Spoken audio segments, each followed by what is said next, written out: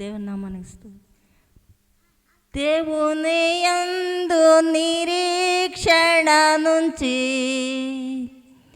ఆయనను స్తుతించు. దేవుని యందు నిరీక్షణ నుంచి ఆయనను స్తుతించు నా ప్రాణమా. ఏ అపాయము రాకుండా నిన్ను దివారాత్రులు కాపాడువాడు. ఏ అపాయము రాకుండా నిన్ను దివారాత్రులు కాపాడువాడు. ప్రతి క్షణం నీ పక్షముండు నీ దేవుడు.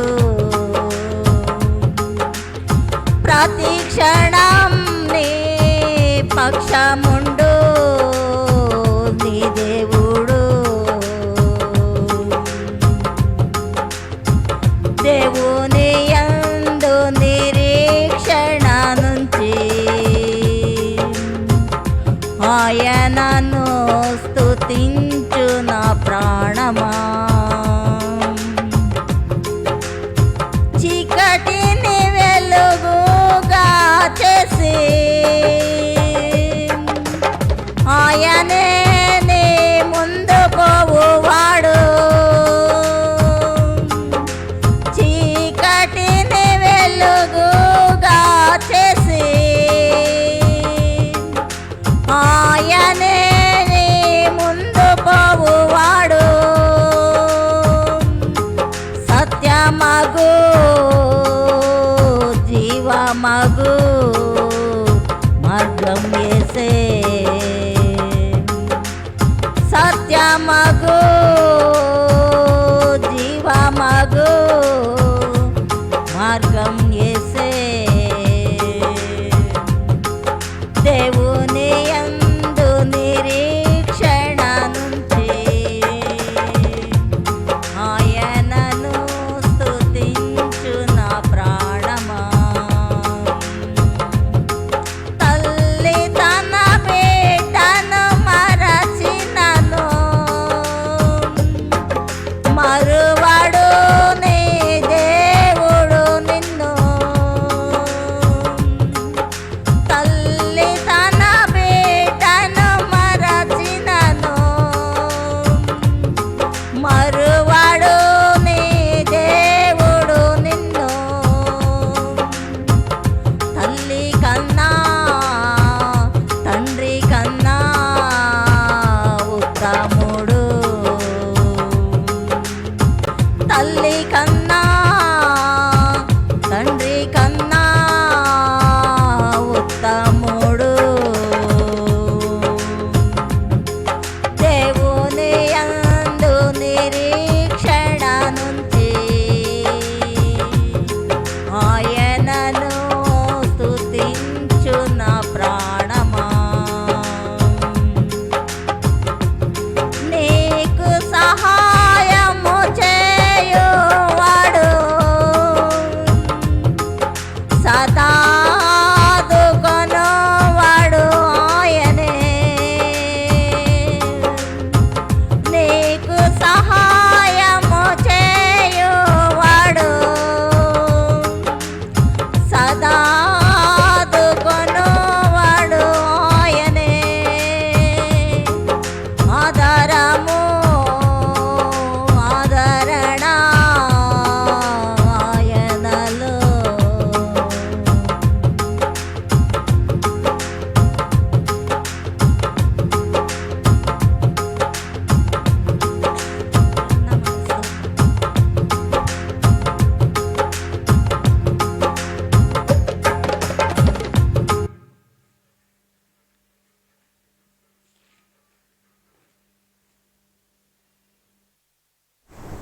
మంచిది, మనందరం లేచి నిలబడదాం. వాక్య భాగంలోనికి వెళ్ళబోయే ముందుగా మనందరం లేచి నిలబడి కొద్ది నిమిషాలు దేవునికి మన స్తుతులు చెల్లించుకుందాం. పరిశుద్ధుడా, సర్వశక్తిమంతుడా, జీవము కలిగిన దేవా, మీకు స్తోత్రములు తండ్రి. ఈ సాయంకాల సమయంలో కొద్ది నిమిషాలు మమ్మల్ని ప్రేమించి మాతో ముచ్చటించడానికి మా మధ్యకు దిగిరమ్మని ప్రార్థిస్తున్నాం ప్రభువా. మరి ఈ దినాన్ని చూడాలని మాకంటే గొప్పవారు ఎంతోమంది ఆశపడ్డారు, కానీ వారెవరికి లేని ధన్యతను మాకు అనుగ్రహించినందుకు స్తోత్రములు ప్రభువా అని ప్రతి ఒక్కరూ కొద్ది నిమిషాల ప్రార్థనలో ఉందాం. ఆ దేవాతి దేవుణ్ణి మన మధ్యకు ఆహ్వానిద్దాం. దేవా, మీకు స్తోత్రములు తండ్రి. పరిశుద్ధుడా, మీకు స్తోత్రములు ప్రభువా. సర్వశక్తిమంతుడా, ఆది అంతములు లేని గొప్ప దేవా, మీకు స్తోత్రములు స్తోత్రములు స్తోత్రములు స్తోత్రములు స్తోత్రములు ప్రభువా. మీకు ఎన్ని స్తుతులు చెల్లించినా మీ రుణాన్ని మేము తీర్చుకోలేం ప్రభువా. అలాంటి గొప్ప ప్రేమతో, శాశ్వతమైన కృపతో మమ్మల్ని ఈరోజు వరకు నడిపించిన గొప్ప దేవా, మరొక సంవత్సరాన్ని మాకు దయాకిరీటముగా అనుగ్రహిస్తూ మమ్మల్ని ఎంతో నమ్మకముగా నడిపిస్తున్న గొప్ప దేవా, మీకు స్తోత్రములని ప్రతి ఒక్కరూ ప్రార్థనలో ఉందాం. మనందరం అలాగే ప్రార్థనలో ఉండగా పరిశుద్ధ గ్రంథంలో నుండి ఆదికాండము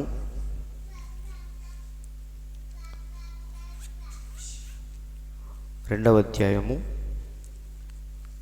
మొదటి నుండి చదువుకుందాం. ఆదికాండము 2వ అధ్యాయము మొదటి నుంచి. ఆకాశమును భూమియు వాటిలోనున్న సమస్త సమూహమును సంపూర్తి చేయబడెను.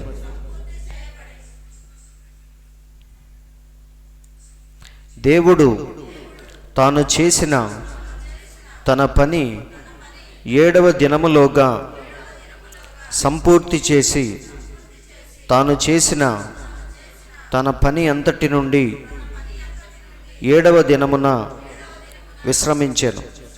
కాబట్టి దేవుడు ఆ 7వ దినమును ఆశీర్వదించి పరిశుద్ధపరచెను. ఏలయనగా దానిలో దేవుడు తాను చేసినట్టు సృజించినట్టు తన పని అంతటి నుండి విశ్రమించెను. దేవుడైన యెహోవా భూమిని ఆకాశమును చేసిన దినమందు భూమి ఆకాశములు సృజించబడినప్పుడు వాటి వాటి ఉత్పత్తి క్రమము ఇదే. చాలండి, చిన్న ప్రార్థన. సర్వశక్తిమంతుడా, సర్వోన్నతుడా, జీవము కలిగిన దేవా, మీకు స్తోత్రములు తండ్రి. ఈ సాయంకాల సమయంలో మమ్మల్ని ప్రేమించి మీ పాద సన్నిధికి మమ్మల్ని నడిపించిన విధానాన్ని బట్టి స్తోత్రములు ప్రభువా. ఇప్పటి వరకు మేము పాడిన పాటల ద్వారా మహిమ పొందారు. చదవబడిన వాక్యాన్ని ఉద్దేశించి కొద్ది నిమిషాలు మాతో మాట్లాడమని, మరి నీ మాటలు ప్రభువా మేము వింటూ ఉన్నప్పుడు అవి మా హృదయానికి తాకాలని, మా హృదయంలో మేము నచ్చుకోవాలని, మా జీవితాలను సరిచేసుకోవాలని, మీ కొరకు జీవించాలని ఒక తీర్మానాన్ని, ఒక ఉద్దేశాన్ని మాకు దయచేయమని ప్రార్థిస్తున్నాం ప్రభువా. ఏదో విని వెళ్ళిపోవటం కాదు కానీ, ఆనవాయితీ భక్తి చేయటం కాదు కానీ, మీ గురించి ప్రభువా, మీ మాటల గురించి అనుక్షణం ఆలోచిస్తూ వాటి ప్రకారముగా ఎలా జీవించాలో మేము నేర్చుకునే కృపను మాకు దయచేయమని, రావలసిన వారిని త్వరపెట్టి స్థలానికి నడిపించండి. వచ్చిన మా అందరినీ కొద్ది నిమిషాలు మీ ఆత్మవశంలోనికి తీసుకోమని, ఈ సమయాన్ని మా అందరికీ కొద్ది నిమిషాలు దీవెనకరముగా మార్చమని మా ప్రభువైన యేసుక్రీస్తు నామములో ప్రార్థించి అడుగుచున్నాము తండ్రి, ఆమేన్. సౌండ్ తగ్గించండి. ఎక్కడది? దయచేసి అందరూ కూర్చోండి.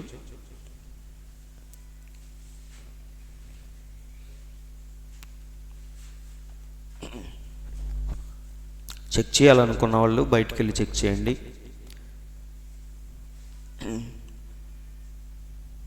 ఇప్పటి వరకు చక్కని పాటల ద్వారా మన దేవుణ్ణి గణపరిచాం. మరి పాటల కంటే ప్రాముఖ్యమైనది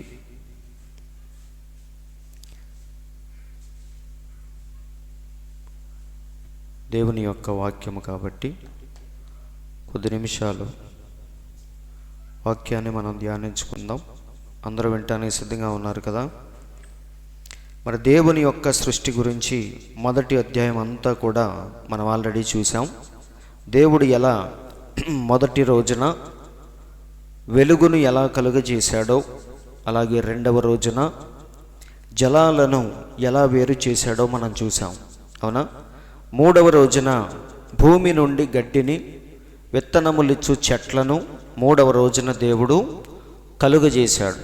అలాగే నాలుగవ రోజున దేవుడు సూర్య చంద్ర నక్షత్రాలను ఎలా కలుగజేశాడో ఈ విషయాలన్నీ మనం చూసాం. ఐదవ రోజు దేవుడు నీటిలో ఉన్న చేపల్ని, అలాగే గాల్లో ఎగిరే పక్షుల్ని దేవుడు కలుగజేశాడు. ఇదంతా చూస్తున్నప్పుడు దేవుడు చాలా సిస్టమేటిక్గా ఒక క్రమబద్ధముగా చేశాడని మనకు అర్థమవుతుంది. ఆయనకి తోచిందల్లా చేసుకుంటూ వెళ్ళిపోలేదు. అన్నిటినీ చాలా క్రమంగా చక్కగా జరిగించుకుంటూ వెళ్ళాడు. కాబట్టి ఐదవ రోజున దేవుడు చేపల్ని, అలాగే పక్షుల్ని కలుగజేశాడు. ఆరవ రోజున దేవుడు ఈ భూమి మీద మనం చూసే ప్రతి జంతువుని ఆరవ రోజున కలుగజేశాడు. అంతా అయిపోయిన తర్వాత లాస్ట్లో దేవుడు తన పోలికలో, తన స్వరూపంలో మానవుణ్ణి కలుగజేశాడు. ఇదంతా మొదటి అధ్యాయంలో మనం చక్కగా చూసాం. అయితే ఏడవ రోజున మన దేవుడు ఏం చేశాడు? ఏమీ చేయలేదు. ఒకసారి చూద్దాం. రెండవ అధ్యాయము మొదటి వచనం. ఆకాశమును భూమియు వాటిలోనున్న సర్వ సమూహమును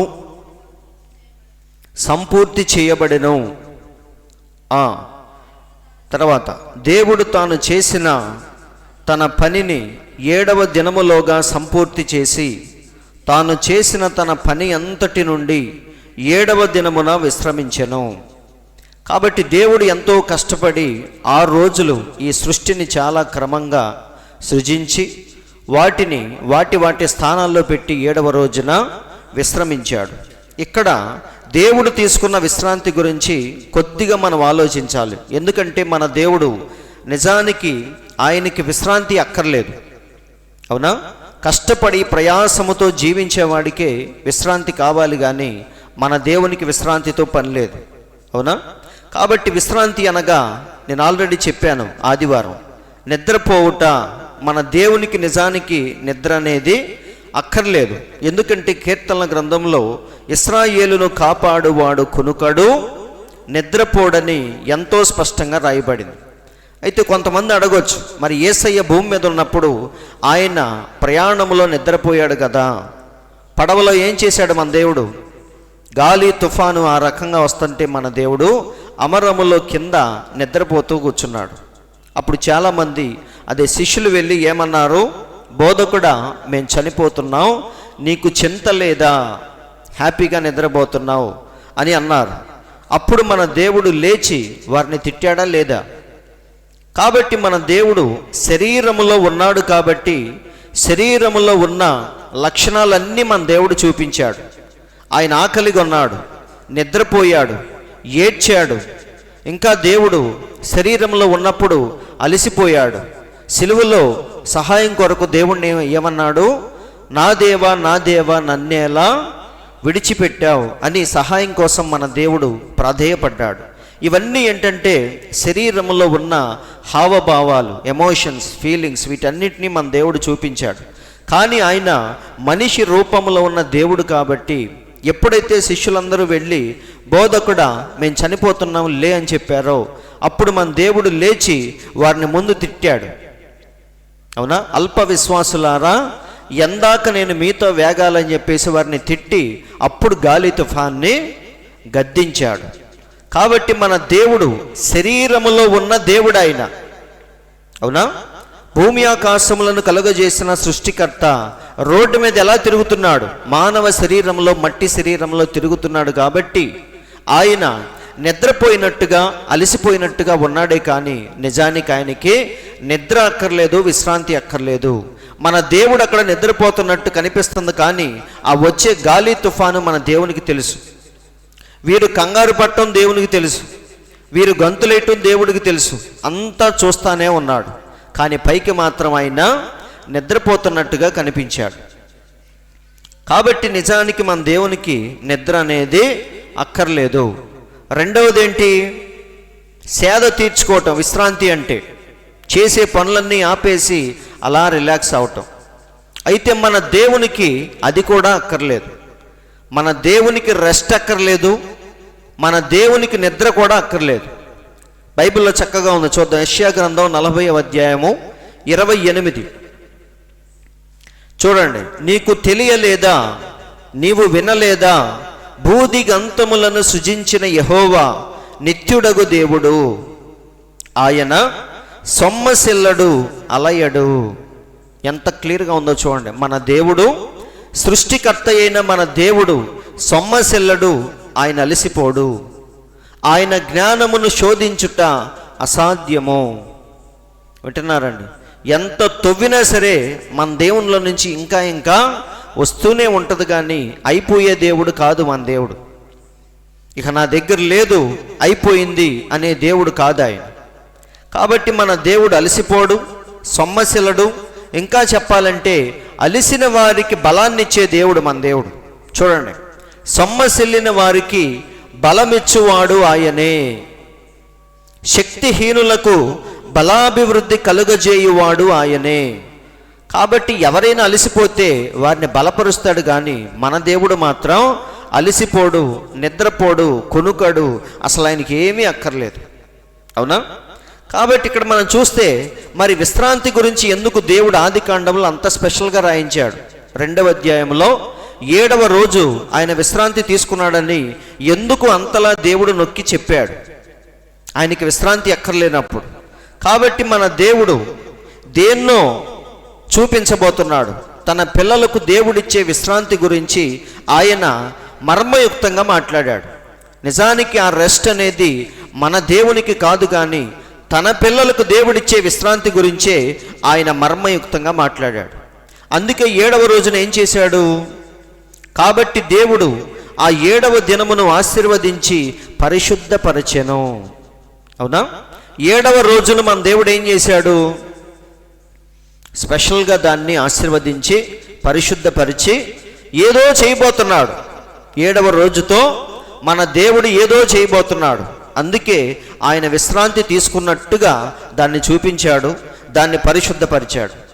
ఎప్పుడైతే ఆయనకంటూ ఒక సంఘం, అంటే ఇశ్రాయేలీలందరూ కూడా ఎప్పుడైతే సంఘముగా సమకూర్చబడ్డారో, వారు ఐగుప్తులో ఉన్నప్పుడు సంఘముగా లేరు. ఇశ్రాయేలీలు కేవలం ఐగుప్తులో ఉన్నప్పుడు బానిసలుగా మాత్రమే ఉన్నారు, దేవుని పిల్లలుగా మాత్రమే ఉన్నారు. కానీ ఎప్పుడైతే అరణ్యంలోనికి వచ్చారో దేవుడు వారిని సంఘము అని పిలిచాడు. ఆ సంఘం మీద అధిపతిగా దేవుడు మోషేను, మోషే కింద పరిచర్య చేయటానికి అహరోన్ని దేవుడు నియమించాడు. అవునా? మోషే ప్రవక్త, అహరోనేమో యాజకుడు.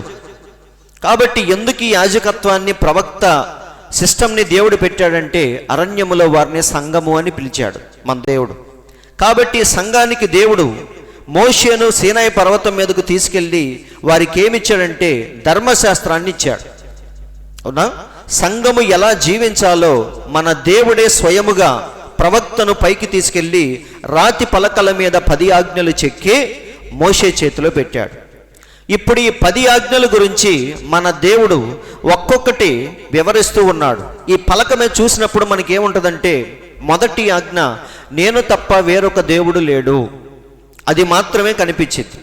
కానీ దాన్ని దేవుడు మోషేకు వివరించాడు. ఎందుకు నేను తప్ప వేరొక దేవుడు నీకు ఉండకూడదో దేవుడు ఎవరికి చెప్పాడు? మోషేకు చెప్పాడు. నేను రోషము గల దేవుణ్ణి, భూమి ఆకాశములను కలుగజేసిన వాడిని, కాబట్టి నాలాంటి వాడు ఇంకా విశ్వంలో ఎవరు లేరు, కాబట్టి నాకు తప్ప వేరొక దేవుణ్ణి మీరు ఉంచుకోకూడదని దేవుడు వాటన్నిటిని వివరిస్తూ ఉన్నాడు. ఇలా ఒక్కొక్క ఆజ్ఞను దేవుడు వివరించేటప్పుడు విశ్రాంతి దినము గురించి ఏమన్నాడో చూద్దాం. నిర్గమకాండము 20వ అధ్యాయము 8, 9. ఒక్కొక్క ఆజ్ఞ గురించి దేవుడు వివరిస్తూ ఉన్నాడు. అప్పుడు విశ్రాంతి దినాన్ని పాటించే ఆజ్ఞ గురించి దేవుడు ఏమంటున్నాడో చూద్దాం. విశ్రాంతి దినమును పరిశుద్ధముగా ఆచరించుటకు జ్ఞాపకముంచుకొనుము. మరీ చెప్తున్నాడు. విశ్రాంతి దినాన్ని ప్రతి ఒక్కడు పాటించాలి. 6 దినములు నీవు కష్టపడి నీ పని అంతయు చెయ్యవలెను. అవునా? వారానికి 7 రోజులుంటే 6 రోజులను కష్టపడు, పని చేసుకో, సంపాదించుకో. కానీ 7వ దినము నీ దేవుడైన యెహోవాకు విశ్రాంతి దినము. చాలా జాగ్రత్తగా చూడండి. ఈ యొక్క విశ్రాంతి దినాన్ని పాటించే పద్ధతిని దేవుడు దేంతో ముడివేస్తున్నాడో చూడండి. ఆది కాండములో మన దేవుడు తీసుకున్న విశ్రాంతిని ఈ విశ్రాంతి దినముతో ఆయన కరెక్ట్గా తీసుకొచ్చి ముడేస్తున్నాడు. 7వ దినము నీ దేవుడైన యెహోవాకు విశ్రాంతి దినము.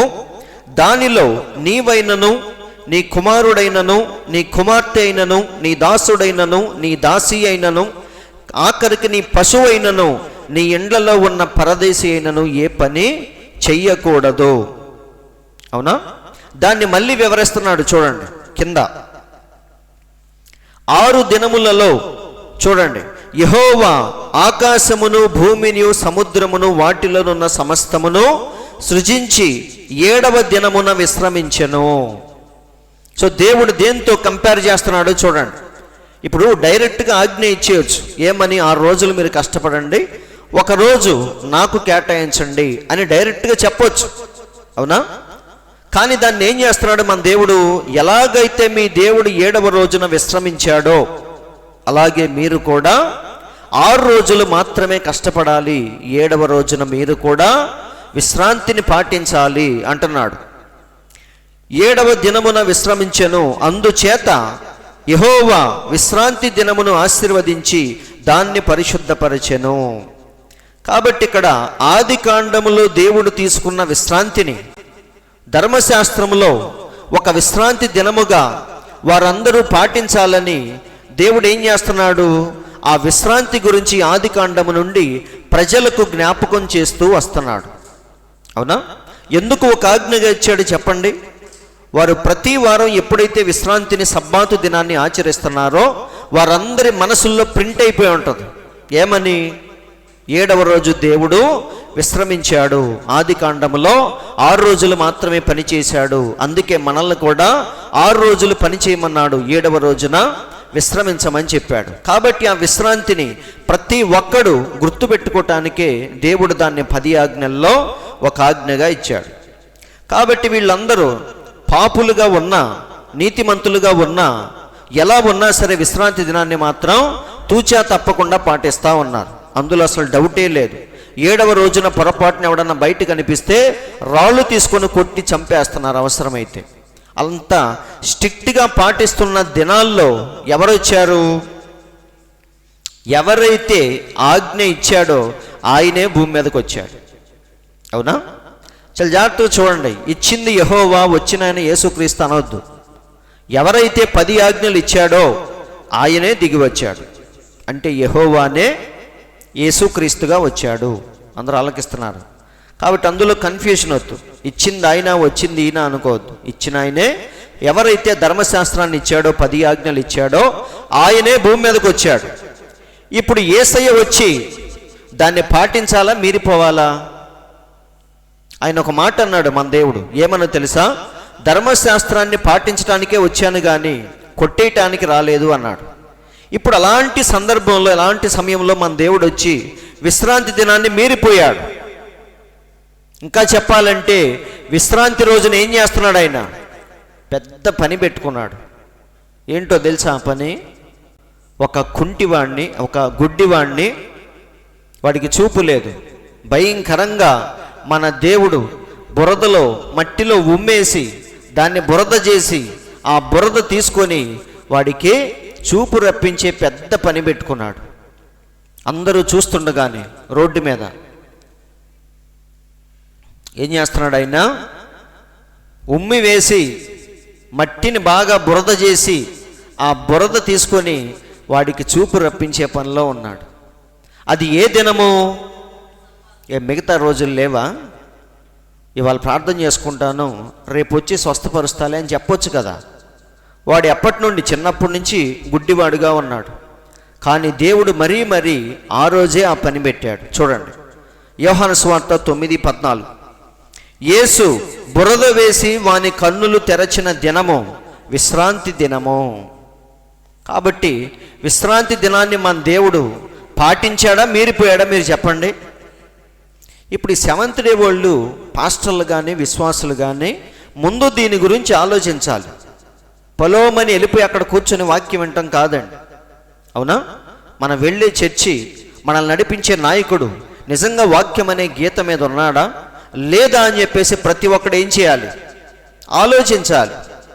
ఇంత నిష్టగా పాటించే 10 ఆజ్ఞల్ని మన దేవుడు ఎందుకు విశ్రాంతి దినాన్ని మీరిపోయాడు? అది మనకు రావాల్సిన ఫస్ట్ ప్రశ్న. నిజమండి, చాలామంది ఏమంటారంటే ఆయన ఏం మీరిపోలేదు అంటారు. మీరిపోయాడు ఆయన. ఒక విశ్రాంతి దినం రోజు చర్చిలో ఉన్నాడు, ఇంకో విశ్రాంతి దినం రోజు బయట తిరుగుతున్నాడు. అంటే ప్రార్థన ఉంటే వెళ్తున్నాడు, పని ఉంటే, ఏదన్నా పని ఉంటే బయట చూసుకుంటున్నాడు, ఏమీ లేకపోతే వెళ్ళి చర్చిలో కూర్చుంటున్నాడు. కాబట్టి విశ్రాంతి దినాన్ని మన దేవుడు మీరిపోయాడని బైబిల్లో చక్కగా రాయబడింది. చూద్దాం, 9:16 యోహాను సువార్త. కాగా పరిసయ్యులలో కొందరు, ఈ మనుష్యుడు విశ్రాంతి దినము ఆచరించుట లేదు గనుక దేవుని యొద్ద నుండి వచ్చిన వాడు కాడు.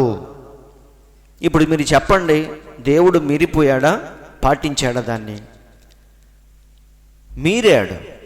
ఎందుకు మీరాడు ఆయన? ఆయనే వాక్యము కదా, వాక్యము వాక్యానికి లోబడాలి. కానీ ఎందుకు ఆయన మీరిపోతున్నాడంటే నిజానికి ఆయన తప్పిపోవట్లేదు, కానీ ఈ ఆజ్ఞను దేవుడు ఏదో సరిచేయబోతున్నాడు. దాన్ని చూపించడానికే మన దేవుడు ఏం చేస్తున్నాడు, అప్పుడప్పుడు దాన్ని మీరిపోయినట్టుగా మనకు కనిపిస్తూ ఉన్నాడు. అంటే విశ్రాంతి దినాన్ని దేవుడు ఏం చేయబోతున్నాడు? సరిచేయబోతున్నాడు. కొందరు, ఈ మనుష్యుడు విశ్రాంతి దినము ఆచరించుటలేదు కనుక దేవుని యొద్ద నుండి వచ్చిన వాడు కాడు అని చెప్పుకున్నారు. అలాగే మన దేవుడు ఇంకొక రోజున ఏం చేస్తున్నాడు? వస్తుందిగా,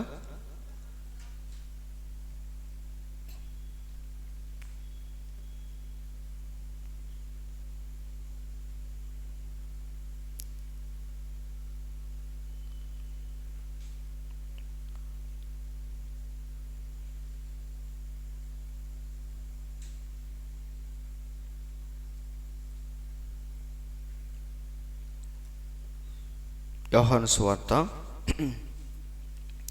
5:18. చూడండి, ఇది ఇంకో చోట.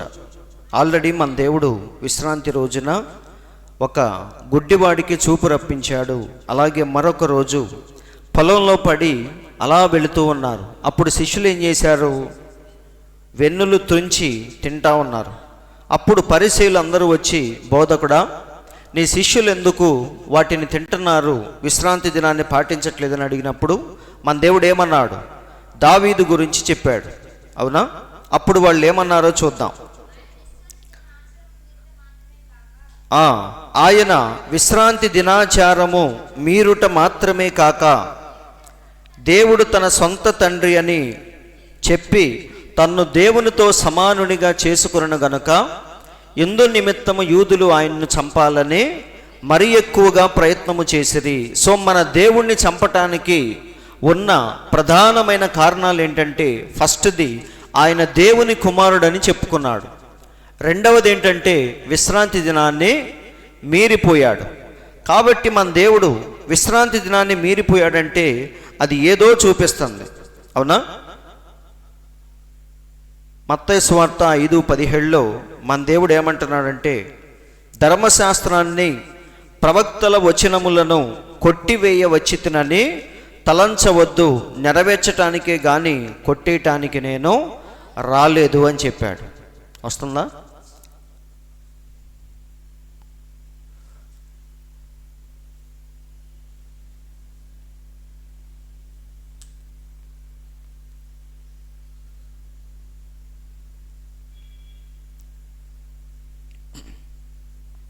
బ్రైడ్ ఆఫ్ ఫోర్డ్లో చూడండి.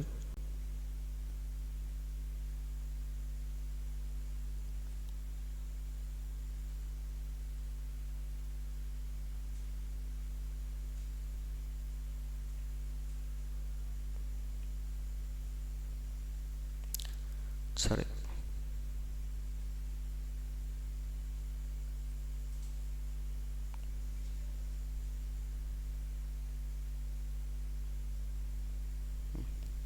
సరే చదవండి. మత్తయి సువార్త 5:17. ధర్మశాస్త్రమునైనను ప్రవక్తల వచనములనైనను కొట్టివేయవచ్చితినని తలంచవద్దు, నెరవేర్చడానికే కానీ కొట్టేయటానికి రాలేదు అని చెప్పాడు. అవునా? కాబట్టి ఆది కాండంలో దేవుని యొక్క విశ్రాంతిని మన దేవుడు 10 ఆజ్ఞల్లో ఒక ఆజ్ఞగా ఇచ్చాడు. మరి దీనివల్ల నేను సబ్జెక్ట్ మర్చిపోతున్నా. దేవుడు విశ్రాంతిని మీరిపోవుట దేన్నో చూపిస్తుంది. అవునా? మన దేవుడు అన్ని ఆజ్ఞలు పాటించి విశ్రాంతి దినాన్ని ఎందుకు మీరిపోతున్నాడంటే అది దేన్నో చూపిస్తుంది.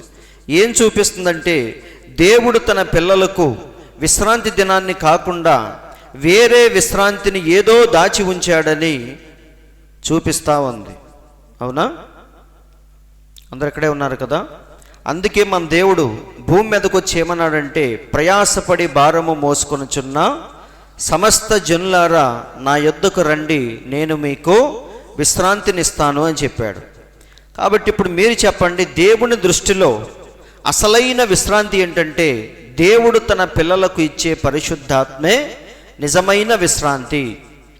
కాబట్టి అందుకే మన దేవుడు ఆది కాండము నుండి ఆ విశ్రాంతిని ప్రతి ఒక్కడు జ్ఞాపకం ఉంచుకోవాలని 10 ఆజ్ఞల్లో ఒక ఆజ్ఞగా ఇచ్చాడు.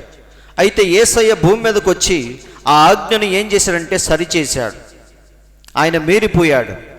అంటే అందులో నిజమైన విశ్రాంతి లేదని మన దేవుడు చూపించటానికే ఆ ఆజ్ఞను ఏం చేశాడు, ఆయన మీరిపోయినట్టుగా మనకు కనిపించాడు. అందుకే ఏమంటున్నాడు, అసలైన విశ్రాంతి నా దగ్గర ఉంది, నా దగ్గరికి రండి అంటున్నాడు.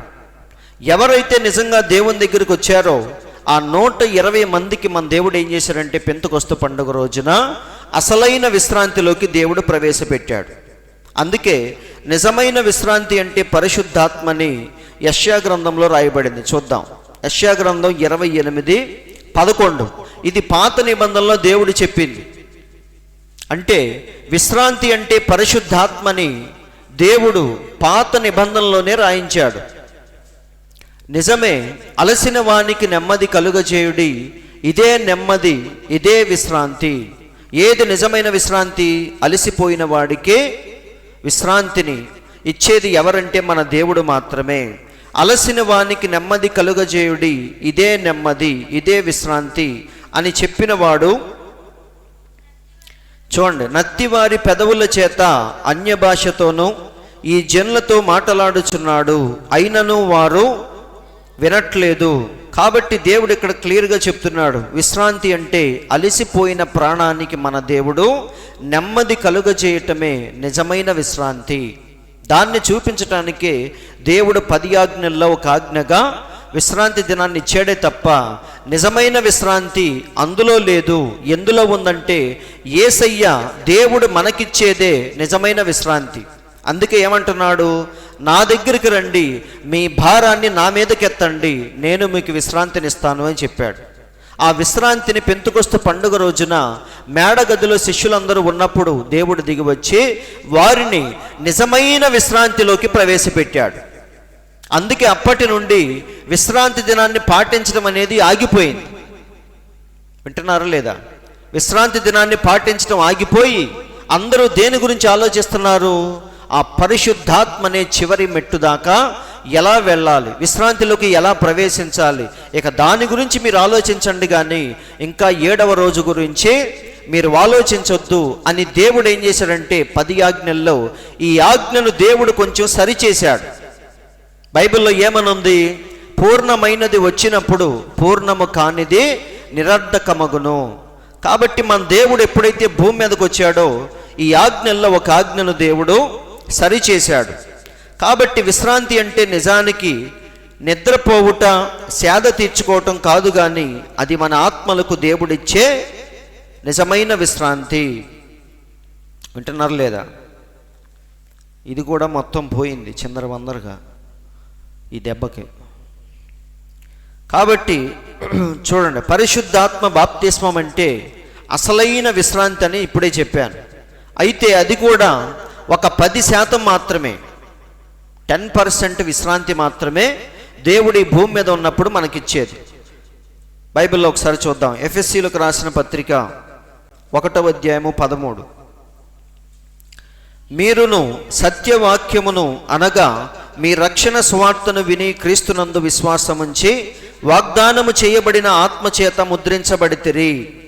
దేవుని మహిమకు కీర్తి కలుగుటకై ఆయన సంపాదించుకున్న ప్రజలకు విమోచనము కలుగు నిమిత్తము ఈ ఆత్మ మన స్వాస్థ్యమునకు సంచకరువుగా ఉన్నాడు. సంచకరువు అనగా ఏంటి? సంచకరువు అంటే మాకు తెలియదు, మీరే చెప్పుకోండి అంటారా? ఆల్రెడీ ఆదివారం చెప్పా, దేవుడు మనకిచ్చే స్వాస్థ్యానికి అడ్వాన్స్ భయాన ముందుగానే ఏం చేస్తారు, కొంతమంది పని పూర్తవ్వక ముందే కొంత అడ్వాన్స్గా ఇస్తారు. అలాగే ఈ శరీరంలో ఉండగానే, మనం బతికుండగానే దేవుడు కొంత పరలోక సంబంధమైన ఆనందాన్ని దేవుడు మనకి ఇప్పుడే ఇచ్చేదే పరిశుద్ధాత్మ బాప్తీసం. అది 10%, అంటే కొంచెం మాత్రమే దేవుడు మనకి భూమి మీద ఉన్నప్పుడు ఇస్తాడు. మరి మిగతా 90% ఎక్కడ మనకు దొరికేదంటే చనిపోయిన తర్వాత దేవుని రాజ్యములో 1000 ఏళ్ల రాజ్య పరిపాలనలో మిగతా 90% మనం పొందుకుంటాం. కాబట్టి చాలా జాగ్రత్తగా చూడండి. ఆది కాండంలో దేవుడు తీసుకున్న విశ్రాంతిని మొదటిగా దేంతో పోల్చాడు? ఆయన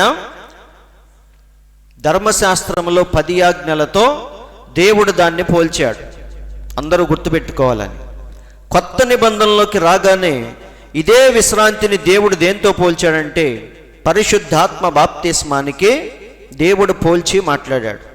అందుకే మీరు గమనిస్తే 10 ఆజ్ఞలు ఇచ్చేటప్పుడు దాని గురించే చెప్పాడు. దేవుడు ఎలాగైతే విశ్రాంతి తీసుకున్నాడో మనము కూడా 7వ రోజున ఏ పని చేయకూడదు అని పాత నిబంధనలో వారికి చెప్పాడు. కొత్త నిబంధనలో మనకేం చెప్తున్నాడు? మళ్ళీ దేవుడు ఎలాగైతే ఆది కాండంలో విశ్రాంతి తీసుకున్నాడో మనము కూడా దేవునిలోనికి ప్రవేశించి, విశ్రాంతిలోనికి ప్రవేశించి మనం కూడా విశ్రమించాలి అని పరిశుద్ధాత్మ గురించి దేవుడు చెప్తున్నాడు. మనం చనిపోయిన తర్వాత పూర్తిగా అసలైన విశ్రాంతిలోకి అప్పుడు మనం వెళ్తాం. అది ఏంటంటే దేవుని యొక్క 1000 ఏండ్ల రాజ్య పరిపాలన. అందరూ ఆలకిస్తున్నారండి. కాబట్టి కొంచెం మైండ్ పెట్టి అర్థం చేసుకుంటే క్లియర్గా అర్థమైంది. ఈ డిస్టర్బెన్సెస్ వల్ల మనకి మిస్ అయిపోతున్నాం. సో ఆది కాండంలో దేవుడు తీసుకున్న విశ్రాంతి దేనికి ముంగుర్తు? 1000 ఏండ్ల రాజ్య పరిపాలన. 6 రోజులంటే 6000 సంవత్సరాలని ఆల్రెడీ నేను చెప్పాను. మరి 7వ రోజు అంటే అది కూడా 1000 సంవత్సరాలే. అవునా? అంటే 1000 సంవత్సరాలు మన దేవుడు విశ్రాంతి తీసుకున్నాడు. ఈ 1000 సంవత్సరాలు దేన్ని చూపిస్తుందంటే రేపు మనం పొందబోయే నిజమైన విశ్రాంతి 1000 ఏండ్ల రాజ్య పరిపాలనకే సాదృశ్యమే దేవుడు తీసుకున్న విశ్రాంతి. దాన్నే దేవుడు వివిధ రకాలుగా ఆది కాండము నుండి ప్రజలకు చూపించుకుంటూ వచ్చాడు. అంతేగాని విశ్రాంతి దినాన్ని పాటించటంలో లేదు నిజమైన విశ్రాంతి. యేసు క్రీస్తులోనే నిజమైన విశ్రాంతి ఉంది. కాబట్టి ఆల్రెడీ మనం చూసాం ఆదివారం, మళ్ళీ మీకోసం మళ్ళీ పెట్టాను. పౌలు అంటున్నాడు హెబ్రీలకు రాసిన పత్రికలో, దేవుడు 7వ దినమందు తన కార్యములన్నిటినీ ముగించి విశ్రమించెను అని 7వ దినము గూర్చి ఆయన ఒక చోట చెప్పాడు. ఇదియు కాక మళ్ళీ ఈ చోటనే వారు నా విశ్రాంతిలో ప్రవేశింపరు అని చెప్పాడు. ఒక చోట ఏమన్నాడు? తన కార్యములన్నీ ముగించి విశ్రమించాడు అని రాశాడు. అదే చోట మళ్ళీ ఏమంటున్నాడు? మీరు నా విశ్రాంతిలో ప్రవేశింపరు అంటున్నాడు. కాబట్టి కొంచెం మీరు అర్థం చేసుకుంటే మీకు అర్థమైంది. ఏమనంటే దేవుడు తన పిల్లల కోసం ఏదో విశ్రాంతిని దాచిపెట్టాడు. ఏంటదంటే భూమి మీద ఉన్నప్పుడు దేవుడిచ్చే పరిశుద్ధాత్మ, చనిపోయిన తర్వాత ఆయన రాజ్యములో 1000 ఏండ్ల రాజ్య పరిపాలన, అదే నిజమైన విశ్రాంతి. దాన్నే దేవుడు వివిధ రకాలుగా చూపించుకుంటూ వస్తే ఈ పాస్టర్లు ఎక్కడ ఆగిపోయారంటే అక్కడే ఆగిపోయారు. ఎక్కడ? ఆ 7వ రోజును పాటించే పనిలోనే ఇరుక్కుపోయారు. కానీ మనం ఏం చేసామంటే పాత నిబంధన దాటుకొని పూర్ణమైనది వచ్చినప్పుడు పూర్ణము కానిది ఏమైపోద్ది? నిరర్ధకమైపోద్ది. కాబట్టి వాటన్నిటినీ దాటుకొని ఈరోజు మనం ఎక్కడికి వచ్చామంటే దేవుని యొక్క విశ్రాంతిలో ప్రవేశించడానికి ఈరోజు మనం ప్రయాసపడుతున్నాం. ఎవడైతే ఈ విశ్రాంతిలో ప్రవేశిస్తాడో చనిపోయిన తర్వాత ఆ విశ్రాంతిలో ఉంటాడు. ఎవడైతే ఈ విశ్రాంతి మాకు వద్దు, మేము సెవెంత్ డేని పాటిస్తూ ఉంటామంటారో వాడికి ఆ విశ్రాంతి కూడా లేదు. చూడండి, ఎందుకనగా దేవుడు తన కార్యములను ముగించి విశ్రమించిన ప్రకారము దేవుని యొక్క విశ్రాంతిలో ప్రవేశించిన వాడు కూడా తన కార్యములను ముగించి విశ్రమించును. అవునా? లాజరు ఎక్కడికి వెళ్ళాడు? చనిపోయి విశ్రాంతిలోకి వెళ్ళాడా లేదా? అబ్రహాం చెప్పాడా లేదా? కింద ధనవంతుడు ఏం చేస్తున్నాడు? కేకలేస్తున్నాడు. కేకలేసేటప్పుడు అబ్రహాం ఏమన్నాడు? నా కుమారుడా, నువ్వు భూమి మీద ఉన్నప్పుడు ఇష్టం వచ్చినట్టు తిన్నావు, తాగావు, ఎంజాయ్ చేశావు. కానీ లాజరు మాత్రం నీతిని కాపాడుకున్నాడు. ఈరోజు లాజరు విశ్రాంతిలో ఉన్నాడు అని చెప్పాడు ఆయన. కాబట్టి అసలైన విశ్రాంతి దేవుడు అక్కడ మనకు దాచిపెట్టాడు. దానికి సంబంధించిన భయాన కొంచెం దేవుడు భూమి మీద ఉండగానే మనకిచ్చాడు. ఎలా ఇచ్చాడు? పరిశుద్ధాత్మ రూపంలో దేవుడు మనకిచ్చాడు. కాబట్టి ఇక్కడ చూడండి, నీవు ఎన్నడైనా పరిశుద్ధాత్మను పొందుకోకపోతే నీవు ఎప్పటికీ దేవుని విశ్రాంతిలో ప్రవేశింపలేవు. నిజమది. ఎక్కడ ఎవడైతే అడ్వాన్స్ తీసుకుంటాడో పూర్తిగా ఆ స్వాస్థ్యాన్ని వాడే పొందుతాడు. ఎవడికైతే దేవుడు అడ్వాన్స్ ఇవ్వలేదో వాడికి అసలు దేవుడు పూర్తిగా విశ్రాంతిని ఇవ్వడు. అవునా కాదా? మనం ఎవరినైతే పనికి ఒప్పుకుంటామో అడ్వాన్స్ ఇచ్చి వాడిని మాత్రమే పనికి పిలుస్తాం. పని అయిపోయిన తర్వాత పూర్తి డబ్బు వాడికి మాత్రమే చెల్లిస్తాం. సేమ్ అలాగే దేవుడు కూడా మనం బతికున్నప్పుడు స్వాస్థ్యానికి సంచకరువుగా పరిశుద్ధాత్మనిచ్చాడు. చనిపోయిన తర్వాత దేవుని యొక్క విశ్రాంతిలో మనల్ని పూర్తిగా సదాకాలం ఆయనతోనే ఉండే అవకాశాన్ని దేవుడు మనకిచ్చాడు. కాబట్టి అందుకే పౌలేమంటున్నాడు, దేవుని ప్రజలకు విశ్రాంతి నిలిచి ఉన్నది, ఇంకా బాకీ ఉంది. మనం చనిపోతే ఎక్కడికి వెళ్తాం? పూర్తిగా విశ్రాంతిలోకి వెళ్తాం. ఒకవేళ భూమి మీద ఉంటే పరిశుద్ధాత్మను పొందుకొని టెంపరీగా మన విశ్రాంతిలోకి ప్రవేశిస్తాం. వింటున్నారండి? అది కొంచెం మాత్రమే. కాబట్టి చూడండి, కాబట్టి అవిధేయత వలన వారు పడిపోయినట్లుగా మనలో ఎవడునూ పడిపోకుండా ఆ విశ్రాంతిలో ప్రవేశించుటకు జాగ్రత్త పడుదుము. కాబట్టి ఈరోజు మనం టెన్షన్ పడాల్సింది దేని గురించి? విశ్రాంతిని ఎక్కడ మిస్ అయిపోతామో అని మనం టెన్షన్ పడాలి. కానీ మనకున్న బాధల గురించి మనం టెన్షన్ పడాల్సిన పని లేదు. అవన్నీ దేవునికి అప్పచెప్పాలి. దేవుడు ఏమన్నాడు చెప్పండి? మీ చింత యావత్తు నా మీద వేయండి అన్నాడు. కాబట్టి మన సమస్యలన్నీ ఎవరి మీదకి నెట్టాలి? మనం ఏం చేస్తాం? అరే ఇది నువ్వు చూసుకో, అది నువ్వు చూసుకో అని సమస్యల్ని ఒక్కొక్కసారి ఏం చేస్తామంటే అందరికీ షేర్ చేస్తాం. ఇక్కడ 100 పనులు ఉన్నప్పుడు చర్చిలో మనం ఏం చేస్తాం? ఒక పని ఆయనకి, ఒక పని ఎలాగైతే షేర్ చేస్తామో అలాగే మన బాధలన్నీ ఎవరి మీదకి వేయాలి? దేవుని మీదకి వేసి మనం నిశ్చింతగా ఉండాలి. కాబట్టి చెప్పటం ఈజీయే, చేయటం కష్టం అనుకోవచ్చు చాలామంది. అవునా? పాస్టర్లు చెప్పటానికి చాలా ఈజీగా చెప్తారు, అన్నీ ఆయన చూసుకుంటాడని. కానీ అనుభవించే మాకు తెలుసని చాలామంది అనుకోవచ్చు. కానీ దేవుడు చెప్పినట్టుగా మనం ఏం చేయాలి? ప్రతి సమస్యను దేవుని దగ్గర పెట్టాలి మనం. అవునా? చూడండి, 4వ వచనంలోనికి మనం వద్దాం. ఆదికాండము 2:4. దేవుడైన యెహోవా భూమిని ఆకాశమును చేసిన దినమందు భూమి ఆకాశములు సృజింపబడినప్పుడు వాటి వాటి ఉత్పత్తి క్రమము ఇదే. కాబట్టి 7వ రోజు గురించి అందరికి అర్థమైంది కదా. దేవునికి విశ్రాంతి అక్కర్లేకపోయినా ఎందుకు తీసుకున్నాడు అంటే అది ఆయన విశ్రాంతి కాదు, కానీ దేవుడు తన పిల్లలకు ఇచ్చే నిత్యమైన విశ్రాంతి గురించి దేవుడు అప్పుడే పునాది వేశాడు. దాన్ని పాత నిబంధన అంతా కూడా ప్రజలు గుర్తుపెట్టుకోవాలని ఒక ఆజ్ఞగా ఇచ్చాడు. దేవుడు భూమి మీదకి రాగానే ఆ ఆజ్ఞను దేవుడు ఏం చేశాడు? కొంచెం సరిచేసి నిజమైన విశ్రాంతి నాలో ఉందని దేవుడు చూపించాడు. కాబట్టి ఈరోజు మనందరం ప్రయాసపడాల్సింది దేని గురించి? అసలైన విశ్రాంతిలోకి ప్రవేశించటానికి. కాబట్టి ఇదంతా ఒక ఆర్డర్లో మనం చూసాం. 5వ వచనంలోనికి మనం వద్దాం. అది వరకు పొలమందలి ఏ పొదయు భూమి మీద ఉండలేదు, పొలమందలి ఏ చెట్టును మొలవలేదు. అంటే దాని అర్థం ఏంటంటే పొలంలో దేవుడు ఎలాగో భూమి మీద అన్నిటినీ మొలిపించాడు, గడ్డిని చెట్లను, అవునా? అయితే పొలంలో ఈరోజు మనం చూసే పొలాల్లో పంటలు కానీ, అలాగే ఇంగ్లీష్ బైబిల్లో మీరు చూస్తే ఇంకా క్లియర్గా అర్థమైంది. అంటే పొలాల్లో మనం చూసే చెట్లను మాత్రం భూమి మీద ఎక్కడ లేదు. ఎందుకంటే నేలను సేద్యపరచడానికి నరుడు లేడు అక్కడ. భూమి మీద ఉన్నదంతా ఏంటంటే దేవుడు మొలిపించిన చెట్లు మాత్రమే ఉన్నాయి, కానీ పొలంలో మనం చూసే చెట్లు కానీ పొదలు కానీ ఏమీ లేవు. ఎందుకంటే నేలను సేద్యపరచటానికి నరుడు లేడు. ఇప్పుడు మీరు చెప్పండి, నిజంగా నరుడు ఉన్నాడా లేదా? అయితే ఆవిరి భూమి నుండి లేచి నేల అంతటిని తడిపెను. కాబట్టి 2వ అధ్యాయంలో నరుడు లేడని దేవుడు ఎందుకు చెప్పాడంటే, మట్టి శరీరముతో ఉన్న నరుడు లేడు. కేవలం మానవుడు ఎలా ఉన్నాడంటే దేవుని పోలికలో ఆత్మ మరియు వాక్య శరీరముతో, ఈ రెండిటితోనే ఉన్నాడు. కానీ నేలను సేద్యపరచడానికి ఎవ్వరూ లేరు. అప్పుడు దేవుడు ఏం చేశాడంటే సేమ్ అలాగే ఒక మట్టి శరీరాన్ని తయారు చేశాడు, అవునా? ఇప్పుడు ఆ మట్టి శరీరంలోనికి దేవుడు దేన్ని ప్రవేశపెట్టాడు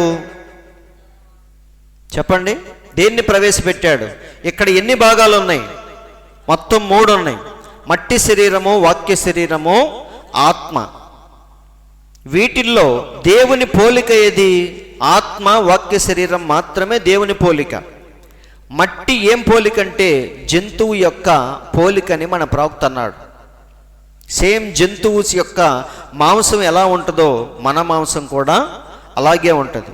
ఈ 3 భాగాల్లో దేవుడు దేన్ని ప్రవేశపెట్టాడంటే వాక్య శరీరాన్ని తీసేసి కేవలం ఆత్మను, శరీరాన్ని మాత్రమే జత చేశాడు. అప్పుడు నరుడు ఏమయ్యాడు? జీవాత్మగా అయ్యాడని ఆదికాండంలో రాయబడింది.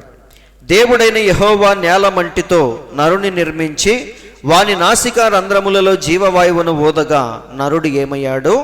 జీవాత్మగా అయ్యాడు. ఇప్పుడు ఈ మట్టి మనిషిని తీసుకొచ్చి ఎక్కడ పెట్టాడు? ఏదేను తోటలో పెట్టాడు, అవునా? కాబట్టి ఇప్పుడు ఆదాములో ఏం మిస్ అయింది? వాక్య శరీరం మిస్ అయింది. ఆయనలో ఆత్మ, పైకి కనిపించే మట్టి శరీరం, ఈ 2 మాత్రమే ఉన్నాయి. అయితే దేవుడు ఎందుకని వాక్యాన్ని తీసేశాడంటే చెప్పండి, ఎందుకు తీశాడు? ఎందుకంటే మానవుడిని శోధనకు గురయ్యే విధంగా దేవుడు మార్చాడు. ఎందుకంటే వాడు శోధనకు గురవ్వాలి, వాడు దేవునికి మొర్రపెట్టాలి, దేవుడు వచ్చి వాడిని విమోచించాలి. అలా మన దేవుడు విమోచకుడుగా మారాలి, అవునా? ఏదో ఒకదాన్ని విమోచిస్తే తప్ప నేను విమోచకుడుగా ఉండలేను. ఎవరో ఒకరిని స్వస్థపరిస్తే తప్ప నేను స్వస్థపరిచేవాడుగా ఉండలేను. కాబట్టి మన దేవునిలో ఉన్న గుణలక్షణాలన్నీ బయటికి రావాలంటే మానవుడు ఎలా మారాలి? శోధనకు గురయ్యే విధంగా మారాలి. అలా మారాలంటే అతనిలో నుండి ఏం తీసేయాలి? వాక్య శరీరాన్ని తీసేయాలి. అప్పుడు తీసేసినప్పుడు మట్టి మనిషిగా ఆదాము వచ్చి నిలబడ్డాడు. అప్పుడు చుట్టుపక్కల జరిగే యుక్తులు కుయుక్తులు పాపం ఆదాము గుర్తించలేకపోయాడు. ఒకసారి చూద్దాం ప్రవక్త ఏమన్నాడు. అందరు ఇక్కడే ఉన్నారు కదా. దేవుడు అనగా అర్థం ఏంటి? దేవుడు అనగా ఏమిటి? ఒక థియోఫనీ, అవునా? ఒక శరీరము. మరియు అక్కడ ఆ విధముగా మానవుడు చేయబడి వనములో, ఏదేను వనములో ఉంచబడెను.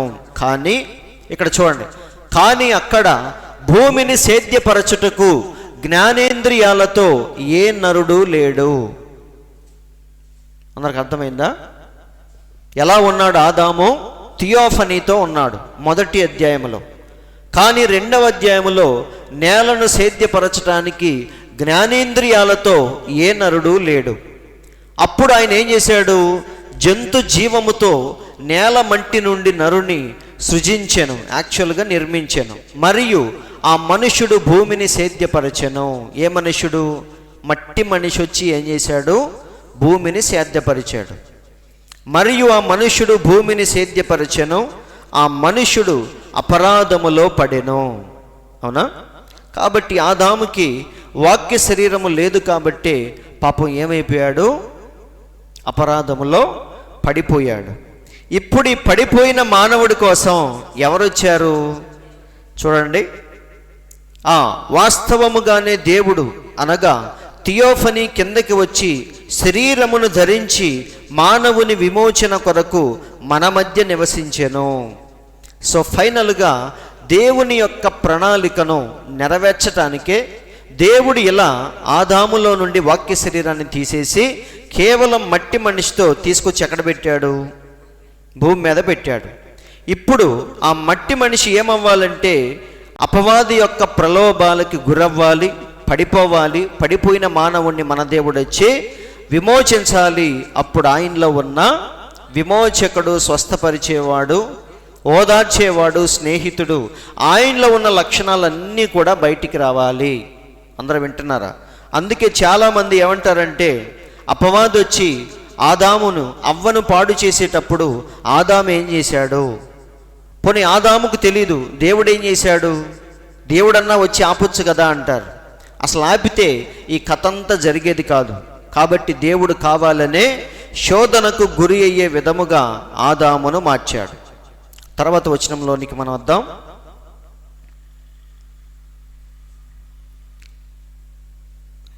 2:7 వరకు చూసామా? 8వ వచనం ఒకసారి చూడండి.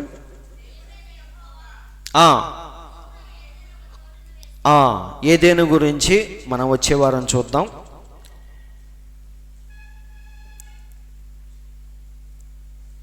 ఎందుకంటే దేవుడు అది ఎక్కడ పెట్టాడు, ఏదేనులోకి అపవాది ఎలా వచ్చాడు, ఈ విషయాలన్నీ కూడా వచ్చే వారం చూద్దాం.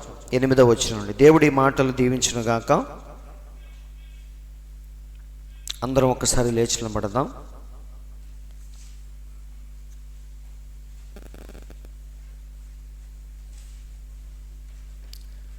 అందరం లేచి నిలబడి విన్న వాక్యాన్ని బట్టి కొద్ది నిమిషాలు మనం దేవునికి స్తుతులు చెల్లిద్దాం. సర్వశక్తిమంతుడా, జీవము కలిగిన దేవా, మీకు స్తోత్రములు తండ్రి. నీవు చెప్పిన ప్రతి మాటను బట్టి మీకు స్తోత్రములు ప్రభువా.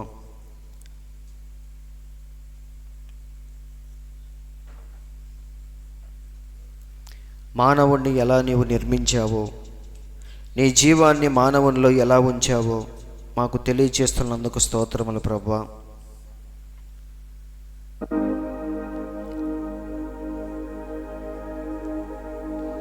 నిజముగా ఆదాములో నుంచి వాక్య శరీరాన్ని వేరు చేశావు కాబట్టి అపవాది పెట్టే ప్రలోభాలకి మరి గురయ్యాడు ప్రభువా. వాక్యాన్ని విడిచిపెట్టి అవ్వ కోసం ఆయన కూడా పాపములో పాల్గొన్నాడు తండ్రి. పడిపోయిన మానవుడి కోసం మళ్ళీ నీవే వాక్యముగా భూమి మీదకి దిగి వచ్చిన గొప్ప దేవా, మీకు స్తోత్రములు. మరి నిజముగా మా కొరకు నీ ప్రాణాన్ని పెట్టి నీకంటే ఎక్కువగా మమ్మల్ని ఎవ్వరూ ప్రేమించలేరని రుజువు చేసుకున్న గొప్ప దేవా, మీకు స్తోత్రములు తండ్రి. మా తల్లిదండ్రులు కానీ మా స్నేహితులు కానీ ఎవ్వరూ కూడా చెయ్యని సిలువ త్యాగాన్ని నా కొరకు చేశావు ప్రభువా. కేవలం నన్ను నీ సింహాసనం మీద కూర్చోబెట్టడానికే నీవు భూమి మీదకు వచ్చి రిక్తునిగా మారిపోయావు ప్రభువా. దాసుని స్వరూపాన్ని ధరించావు. నా కొరకు పిలాతు ముందు చేతులు కట్టుకొని నిలబడ్డావు. ఇదంతా నీలో ఉన్న విమోచకుడిని బయటికి తీయటానికే తండ్రి. కాబట్టి మీ ప్రణాళికను అర్థం చేసుకుంటూ ప్రభువా, మీ కొరకు ఎలా జీవించాలో నేర్చుకునే కృపను మాకు దయచేయండి తండ్రి. వచ్చిన ప్రతి ఒక్కరిని మీరు దీవించండి ప్రభువా. మరి లైవ్ రావటానికి మీరు ఎంతో కృప చూపించారు, అందుని బట్టి స్తోత్రములు తండ్రి. మరి మేమెన్నడూ కూడా మీ కార్యాన్ని అశ్రద్ధ చేయకుండా దినములు సంవత్సరాలు గతించే కొలది ఇంకా ప్రభువా మీ కొరకు ఏమీ చేయలేదన్నట్టుగా పరిగెత్తే కృపను మాకు దయచేయండి తండ్రి. భక్తి వెక్కసమైనట్టుగా మేము ప్రవర్తించకుండా సగం ఆకలితో ఉన్నవాడు పరిగెత్తినట్టుగానే మీ కొరకు పరిగెత్తే కృపను మాకు దయచేయమని, వచ్చిన ప్రతి ఒక్కరిని మీరు దీవించి ఆశీర్వదించమని మా ప్రభువైన యేసుక్రీస్తు అను ఎంతో శ్రేష్టమైన మీ నామములో ప్రార్థించి అడుగుచున్నాము తండ్రి. ఆమేన్. మన తండ్రి అయిన యేసుక్రీస్తు యొక్క దివ్యమైన కృపా సమాధానములు కూడి ఉన్న మనందరికీ, లోకములో ఉన్న పరిశుద్ధులందరికీ, యూట్యూబ్ ద్వారా వింటున్న ప్రతి ఒక్కరికి సదాకాలము తోడై నడిపించునుగాక. ఆమేన్. దేవుడు మీ అందరిని దీవించునుగాక.